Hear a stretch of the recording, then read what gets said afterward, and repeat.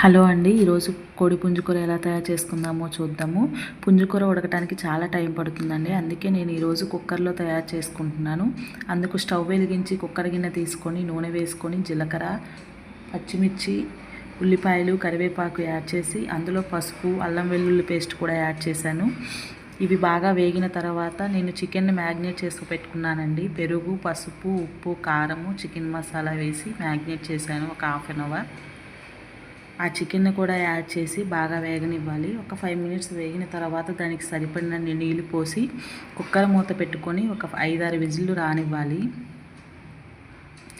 5-6 విజిల్లు రానిచ్చాక కూర దగ్గర అయ్యేంత వరకు ఉంచుకొని దాంట్లో కొత్తిమీర కూడా యాడ్ చేసి బాగా మిక్స్ చేసి ఒక 2 మినిట్స్ మూత పెట్టి వేయించుకోవాలి.